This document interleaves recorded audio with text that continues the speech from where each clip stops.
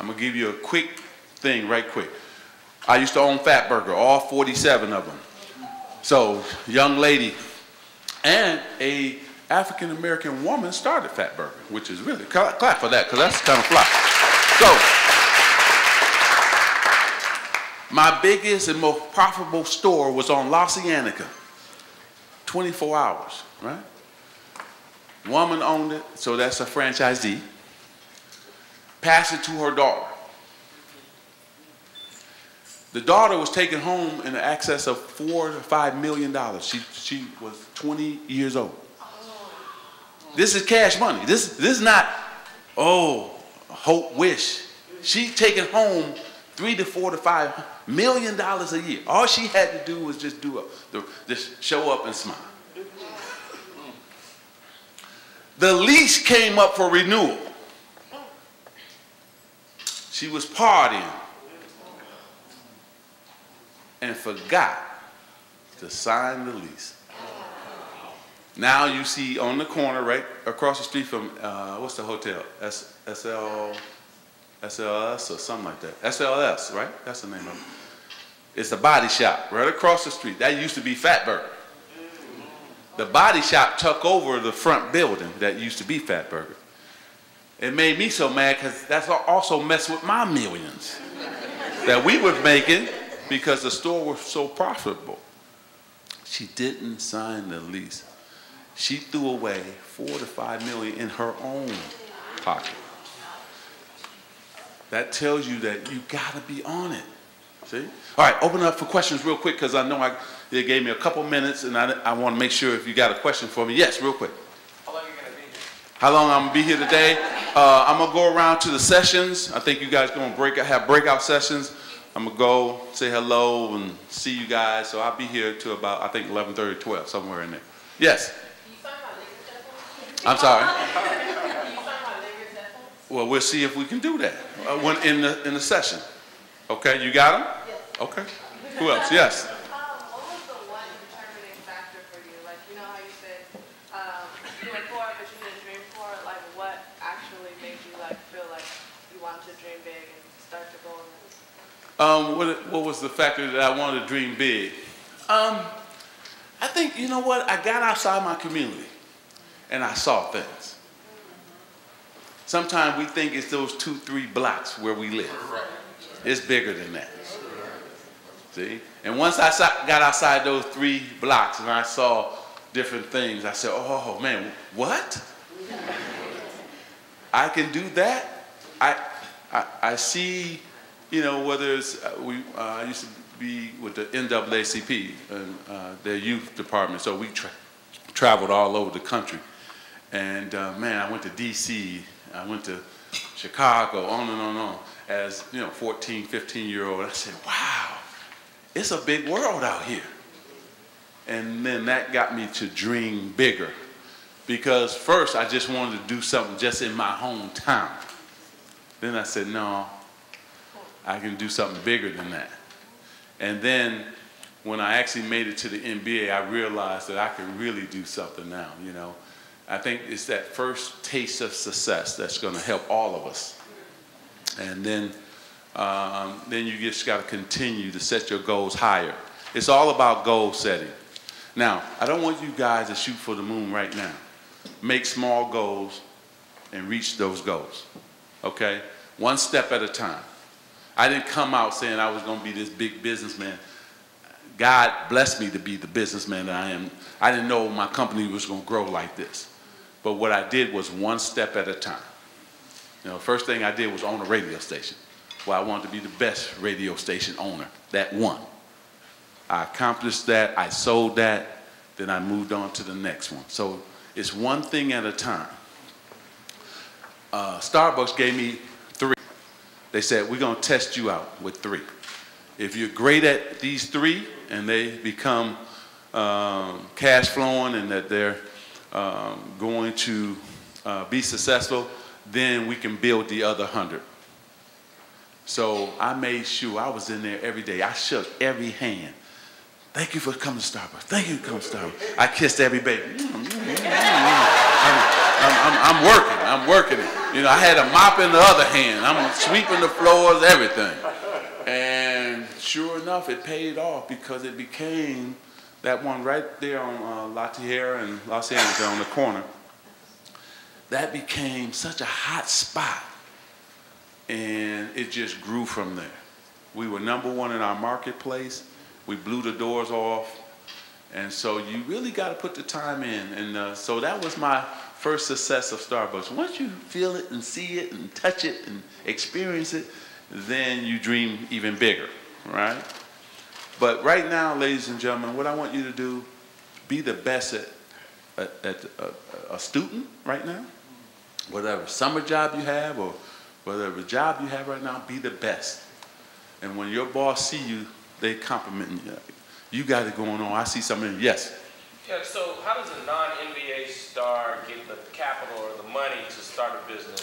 And where did you get your nickname from? First one, I got my nickname from a sports writer when I was in the 10th grade.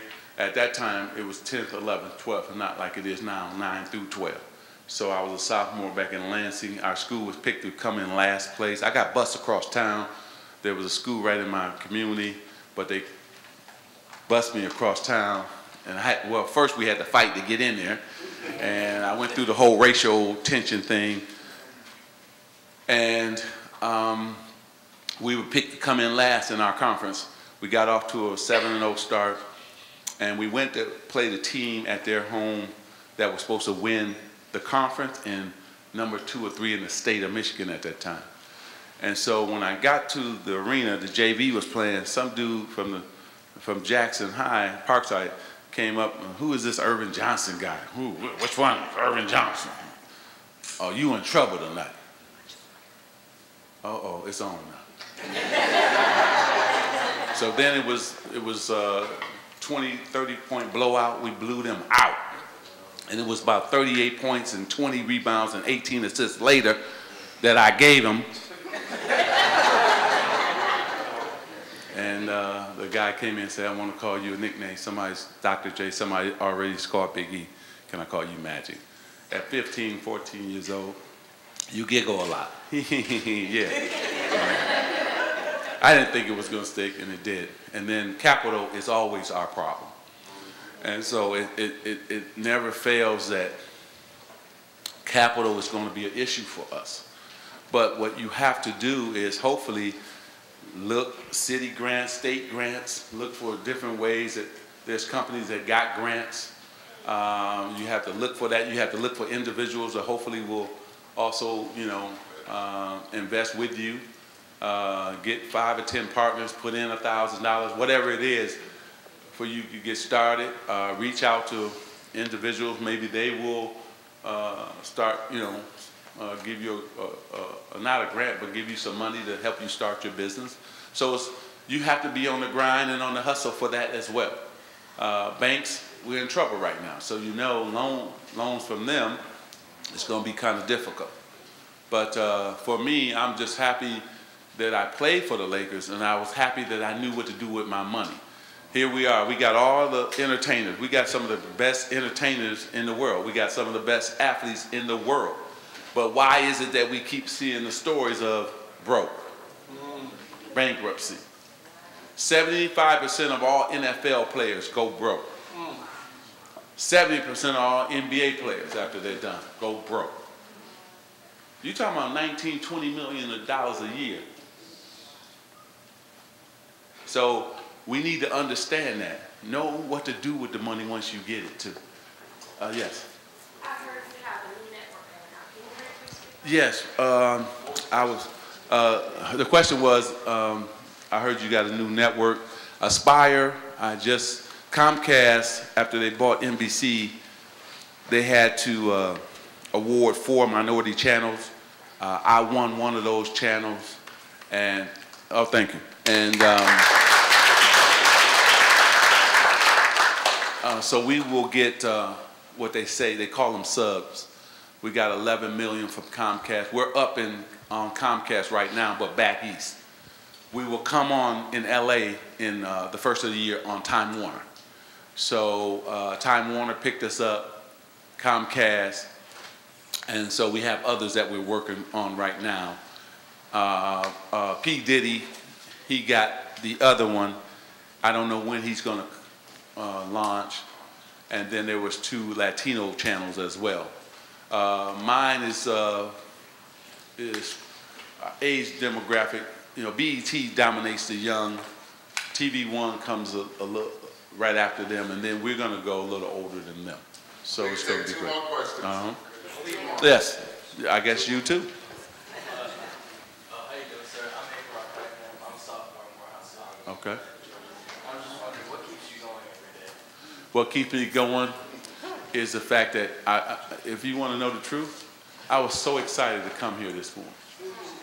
You know why? Because I need all of you to be successful. You see? It's not enough that I'm successful. It's not enough. That's nothing. That means nothing to me. It's how many others can I help to become successful. That's my mission right now. And so what keeps me going is the fact that we are doing some unbelievable things at my company.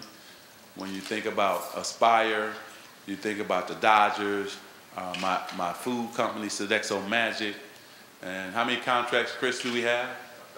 30 clients across the country.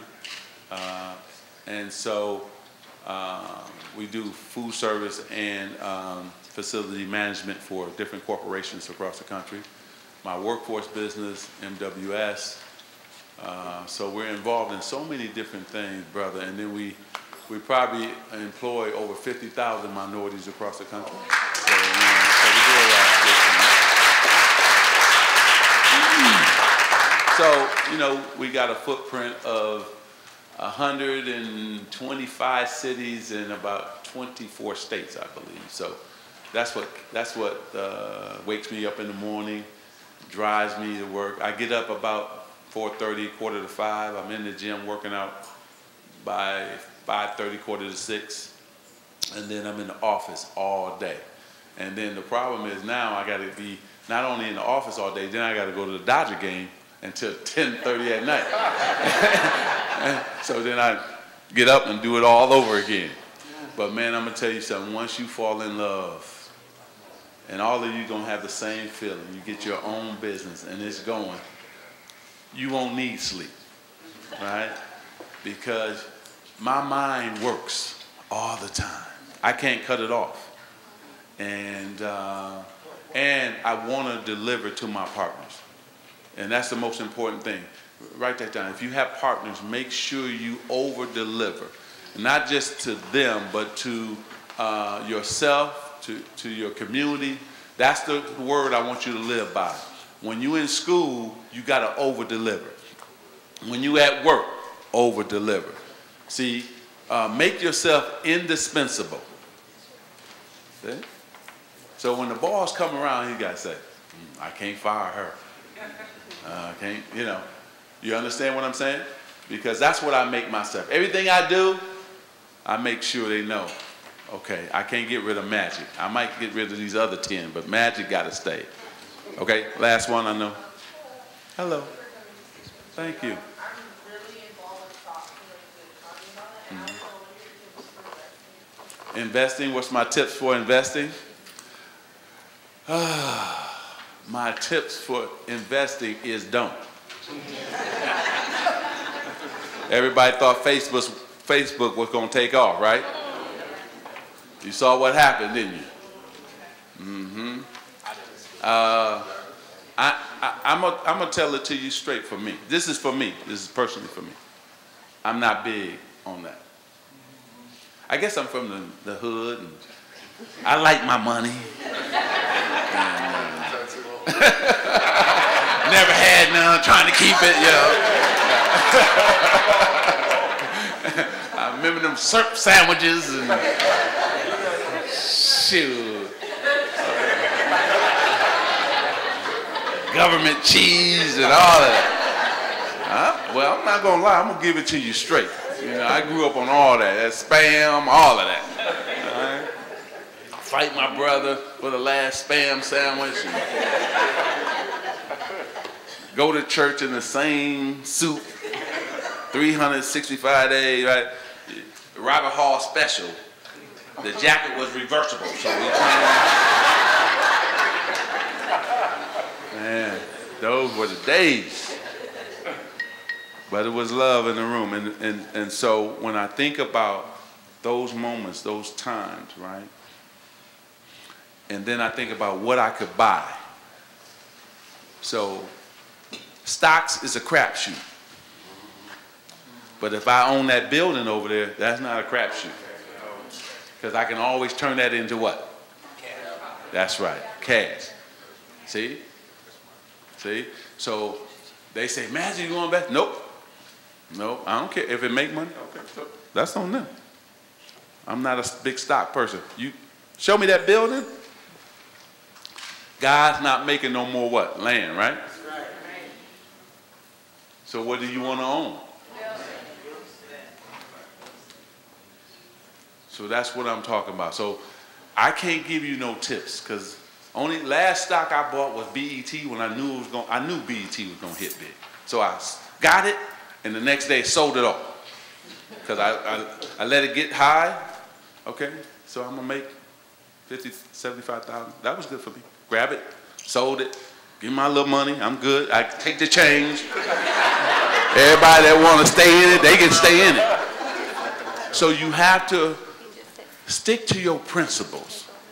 Write that down. Whatever your principles are, stick to it. Don't change who you are, okay? I never change who I am. When I go to Vegas, I'm not a gambler. So I just go and watch everybody gamble. I get my thrill out of watching everybody gamble. So I'm standing up there, oh man, I hit. Congratulations. Or it's the other way. Oh, Magic, I'm sad. I lost all my money. Give me a hug then. Or you want to take a picture? I stick to who I am. And last but not least, and I'm going to let these incredible gentlemen take it back over. I'm the most disciplined person that you're going to meet. One of them. I'm not saying I'm the, but one of them. When you become a businessman or businesswoman, you have to be disciplined. Make no mistake about it. You gotta stay disciplined. Okay? And if you can do that, you're gonna give yourself a real opportunity to win. If you get outside of being disciplined, it's gonna hurt you. And then don't take on more than you can handle. Okay? Case in point. I got a fund. I got the #1 urban fund in America. I got a $1 billion real estate fund. I have a $550 million equity fund. Okay? 2 urban funds. Now, the $1 billion, well, first it took me, I went up to Sacramento, they turned me down 4 times. And so, and what I mean to you young people, when you get started and you got your track record of success, to your question, then you can get money. Capital will open up for you. So I went up to Sacramento to CalPERS, CalSTRS, those are teacher pension funds, to get money from them. Turned me down 4 times. Now, wait a minute, I got all these Starbucks, I'm doing good. Man, I proved to everybody I could do this. No, turned me down. But guess what? I kept going up there. I went up there another time. Finally, he said, okay, this is what we're going to do. He said, I'm going to take a shot on you. But they asked me one thing before they gave me the money. Why haven't some other African American come up here and ask us for the money to do the same thing in urban America like you? I couldn't answer that question. But you can't penalize me for that. Right? So the board said, okay, we're going to give you $50 million. And this word that I told you to write down, it comes into play. If you over-deliver with the $50 million, you can come back and get $100 million more. Bought a shopping center for $22 million. It was only 40% occupied. I made it 100% occupied. I resold that center for $48 million. 22 to 48 million. Took the 26 million up to Sacramento. They was like, I guess he do no business. That's when I took off. But I didn't take on more than I could handle, see? This little shopping center, I can handle that. I can invest in it. I can turn it around and flip it and take the profit up. Okay? Then last thing, we were able to raise $2 billion for the real estate fund. But guess what? It was only enough deal flow within $1 billion, so I had to tell the other $1 billion, no, thank you. How many times in your lifetime you gonna look up and see a black man who could turn down $1 billion? But I had to stay disciplined. Why? Because that would have cost me my business. If I take the other $1 billion, I gotta spend it and make a profit on it. Not just spend it, I also gotta bring a profit back. Okay? So stay disciplined. And then last but not least, go for it. You know what our problem is? We do this. Take it back. I don't think I can do it. Sometimes we get in our own way. Trust me, you just as smart as those people living here in San Diego who are a different color than you. Come on. Believe in you. Believe in your talents. All you got to do is do the research. Do the homework. What's the numbers? Outwork people. Outthink people. And we got that in our DNA. If you can survive the hood, you got to get two degrees. Write this down. Your first degree got to be education degree from your college, high school, whatever. Your second degree is common sense. Business is common sense. We already was drinking coffee. Did I invent something? Did I come up with something? No. Remember Maxwell back in the day. the whistle blow tell you when it's ready and all that. Remember, that's what we know. So I know blacks drinking coffee. I know that. My mom grew up on coffee. Common sense. If I put it in the hood, though, I take out them scones, put in things we like, sweet potato pie, pound cake. Dog, what's going to happen? We grew up with a what? Say it again.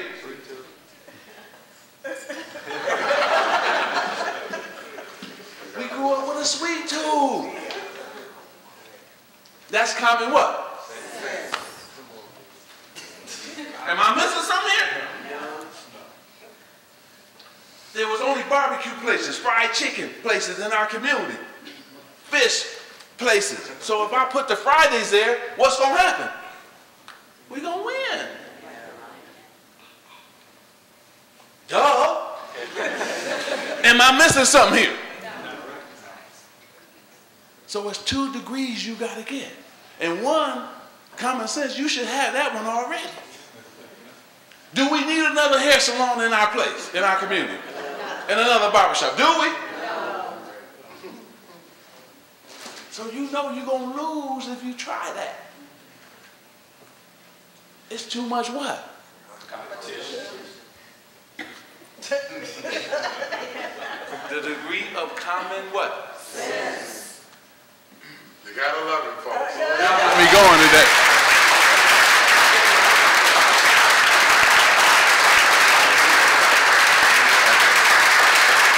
Come on, stand up and give me some love.